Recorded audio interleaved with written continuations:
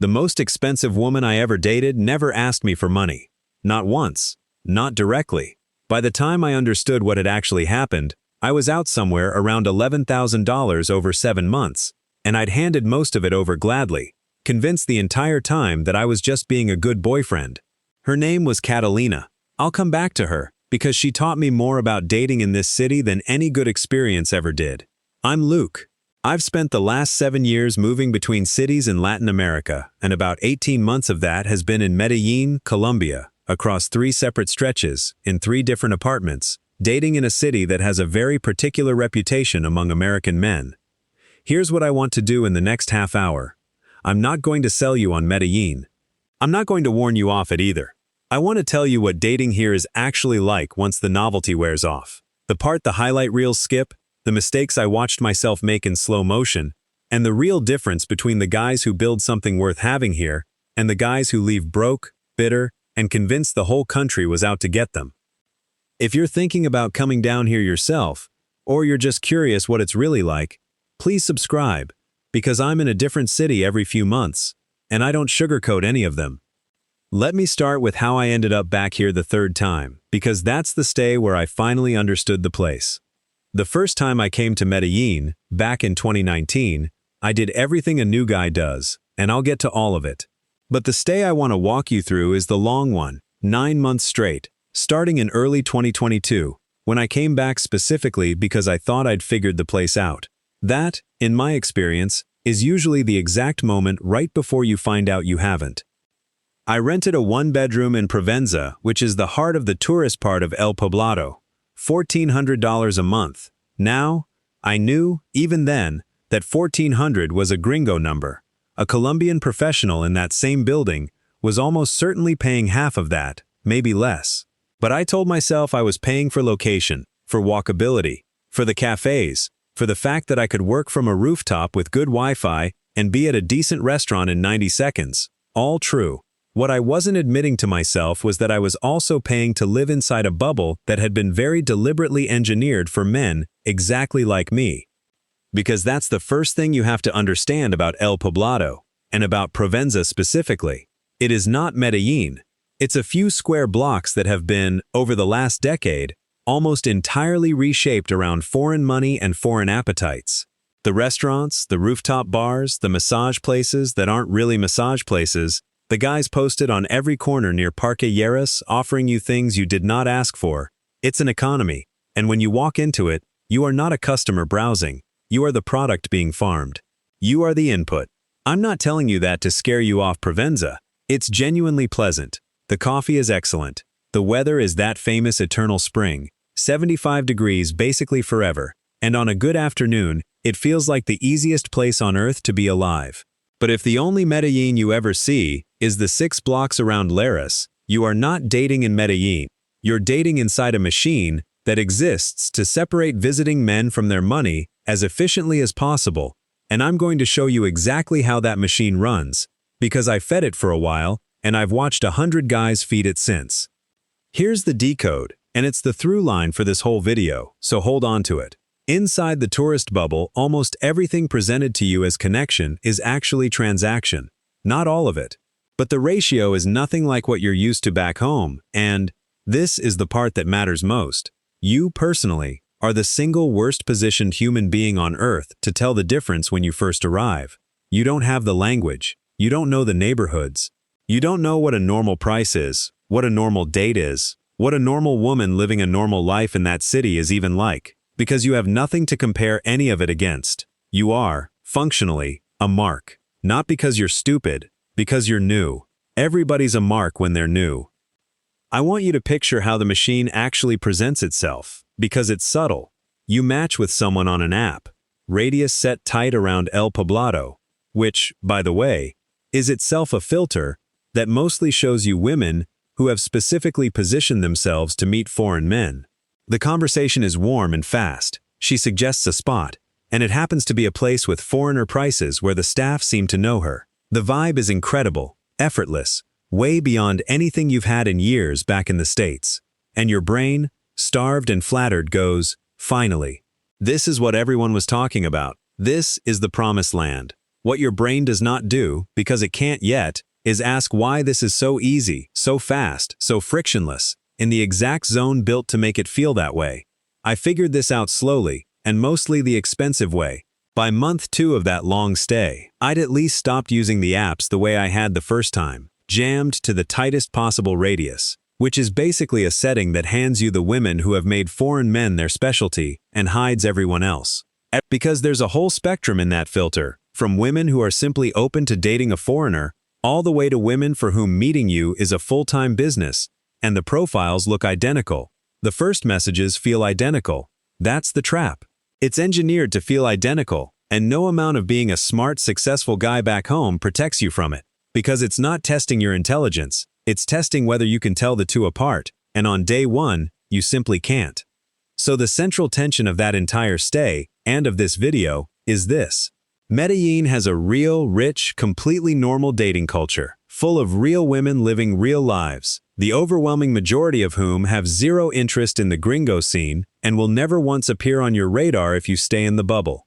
And laid directly on top of that, in the exact places tourists congregate, is a second economy that mimics dating almost perfectly.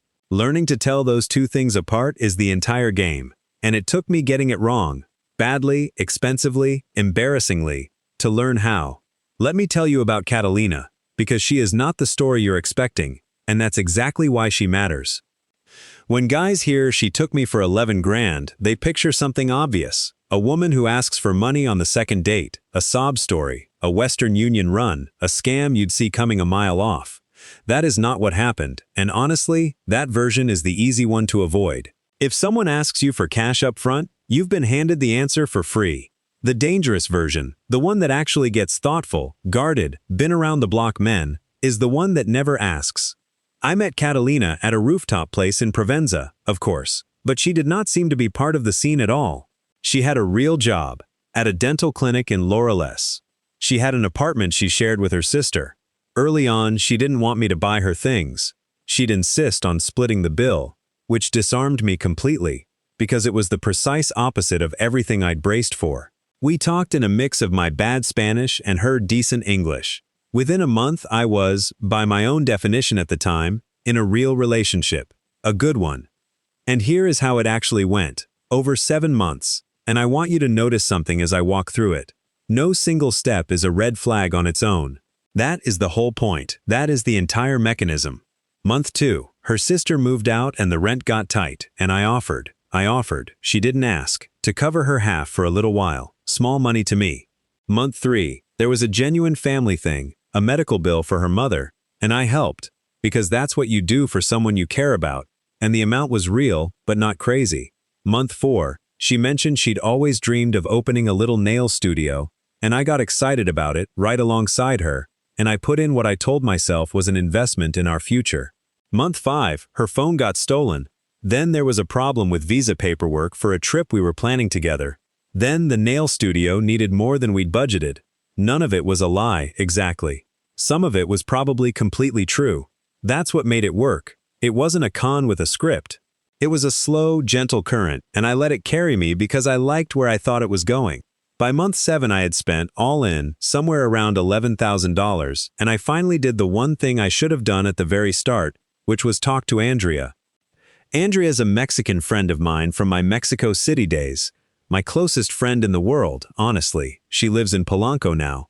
And she came to Medellín for a week to visit. She met Catalina twice, and on the second night, walking back to my place, she said it gently, the way only a real friend can. Luke. She's very sweet, and she has read you completely. She wasn't calling Catalina a villain. She was telling me I'd been dating with my eyes shut, handing the role of the generous foreign boyfriend to someone who had simply, understandably, accepted the part I kept offering her, over and over, every single month. I need to be very careful here, because this is the exact spot where guys draw the wrong lesson, and the wrong lesson is poison. The lesson is not, Colombian women are gold diggers. That is lazy. It is false, and it will wreck your entire time in this country, faster than anything else you could believe. 8 million people live in that metro area. The overwhelming majority of them are not thinking about you, your dollars, or your dating life at all. The lesson is narrower and far more useful than that. When you are a foreign man with visible money, operating inside the exact zone that was constructed to harvest foreign men with money, you will attract a specific, self-selected slice of people, and your own hunger to believe you've finally found something real is the tool that gets used on you. Catalina didn't exploit me, not really. My own wishful thinking did. She just didn't stop it. Why would she? I never gave her a reason to. And here's the flip side, because if I stop there, I've told you a half-truth. That same long stay, I watched a buddy of mine, a guy from Seattle, spoke solid Spanish, had been in the city over a year, meet a woman who was an architect, from Envigado, who thought the whole Parque Tierras scene was faintly ridiculous and told him so, to his face, on their first date. They're married now. She never had the slightest interest in what he could spend because he'd met her completely outside the machine, through a rock climbing gym of all places, in a part of town no tourist ever sets foot in. The real relationships are out there in enormous numbers. They are just not where the new guys are looking, and they run on completely different rules than the ones inside the bubble. Quick thing before I keep going. I'm genuinely curious how many of you watching this are actually thinking about doing this, not just here for the stories, but seriously considering coming down. Drop the city you're looking at in the comments. Medellín, or somewhere else entirely. I read all of them, and I answer a lot of them. Alright, let me get into what I watch guys get wrong, because Catalina was really just my personal version of it. The number one mistake, and it isn't close, is treating the city like a vending machine. You put in charm, or money, or both. You expect a specific result, and when the result doesn't come, you decide the machine is broken, or rigged, or that the whole country is fake. I see it in the comments on this channel constantly, and I saw it in myself the very first month I ever spent here, back in 2019, when I genuinely behaved like a kid who'd just been handed the keys to a candy store. That first month, I wasn't dating. I was collecting. I was on every app, saying yes to everything that moved, and I mistook sheer volume for success.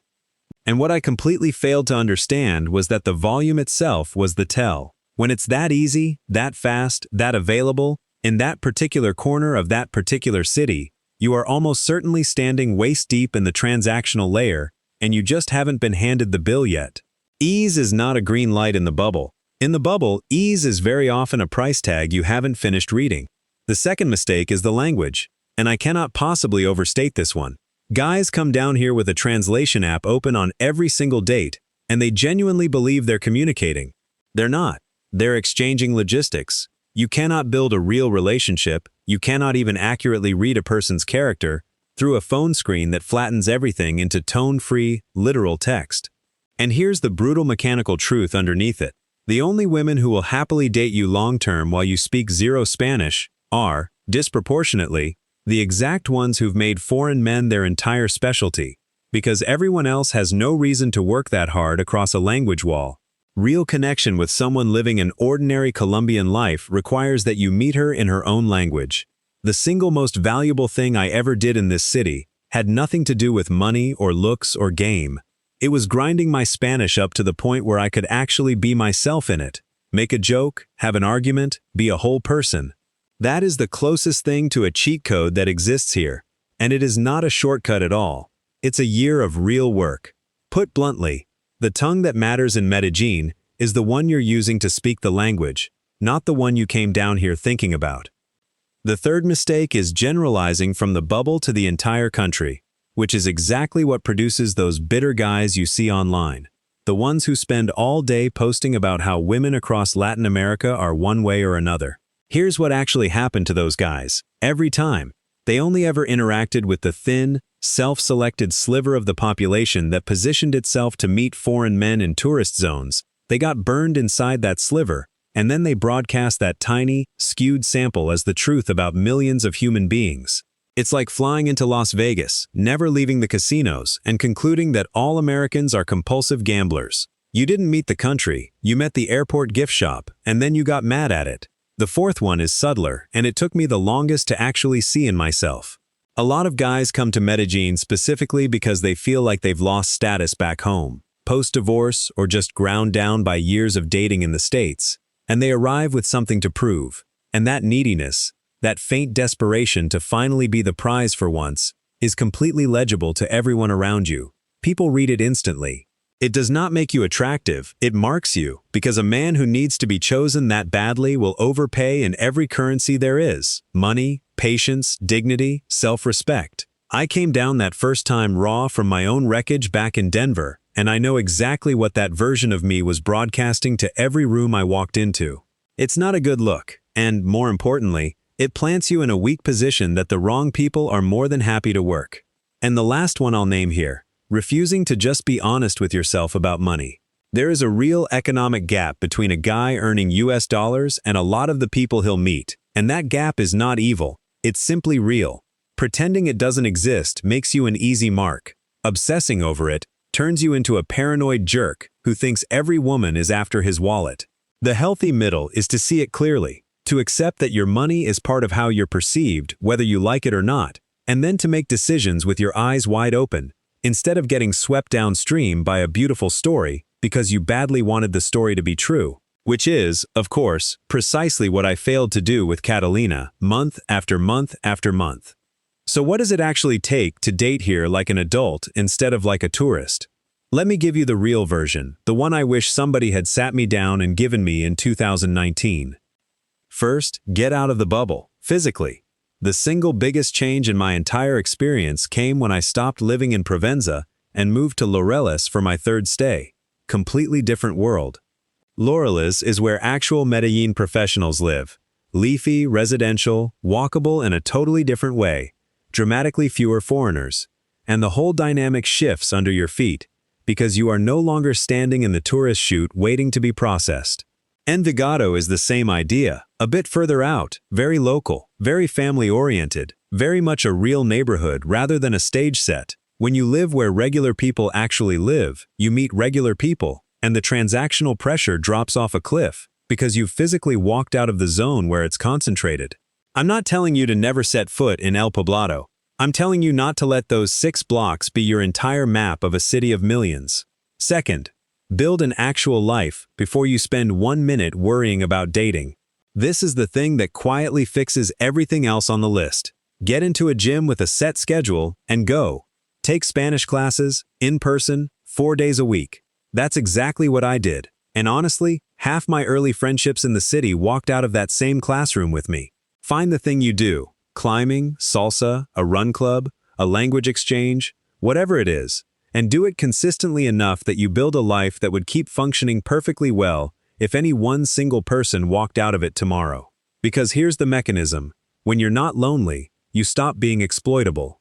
You're no longer negotiating from desperation. Every genuinely good thing that happened to me in this city happened after I stopped hunting and started just living, and let a dating life grow out of a real life I actually had, instead of trying to build a whole life out of a dating life.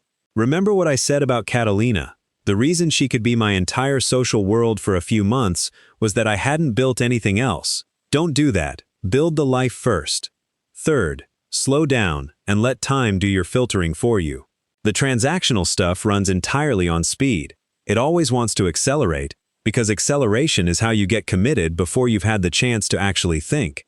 Real connection, on the other hand, is completely fine with slow, so make slow your default setting. There is no version of a genuine relationship that gets damaged by you taking a few unhurried weeks to actually get to know a person before any money, or any big joint decision, enters the picture. If a situation cannot survive you slowing it down, it was never the thing you actually wanted in the first place. That one rule, applied honestly, would have saved me the entire Catalina experience, all 7 months and all $11,000 of it. Fourth, and this is the concrete one on money, so write it down. Keep your finances completely separate from anyone you've known for less than a very, very long time. No exceptions, no matter how compelling and real and urgent the reason sounds.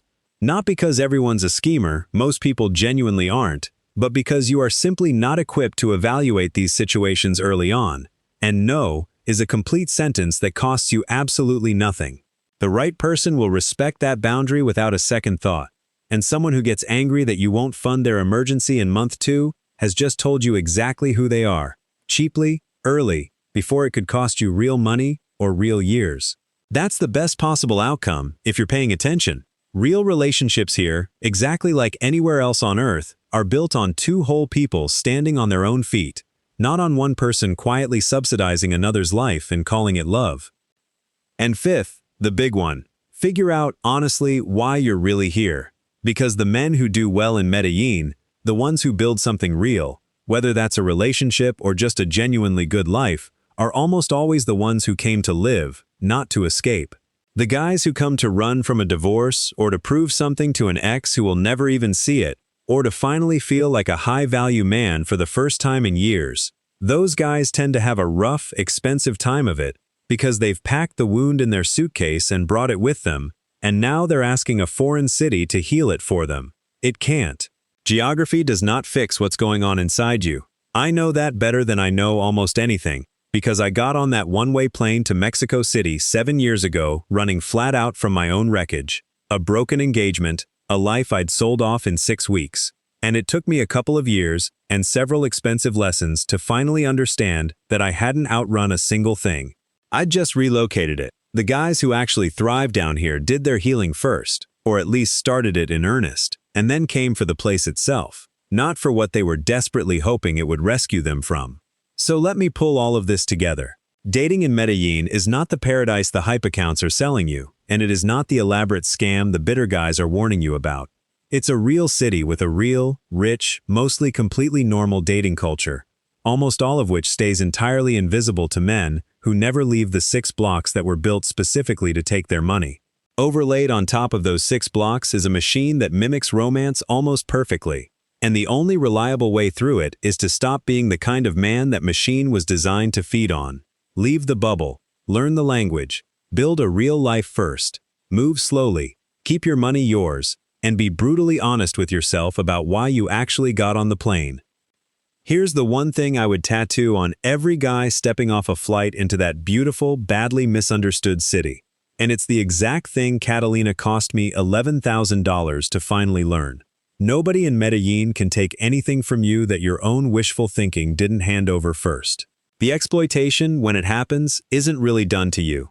It's done through you, using your hunger to believe that you finally found the thing you came all this way looking for. Fix that hunger. Do the work on yourself before you get on the plane, not after, and the whole city changes in front of you. The transactional stuff loses its grip almost completely, and the real connections, which are absolutely everywhere out here, suddenly snap into focus, like they were waiting for you to be ready to see them the entire time. If you got something out of this, hit subscribe. I move to a different city every few months, and I break down each one the same honest way, what it's actually like on the ground, not what the highlight reels are selling. The next few cover what nobody tells you about the money, the loneliness that hits around month 3, and the parts of this whole life that just don't fit inside a thumbnail. See you on the road.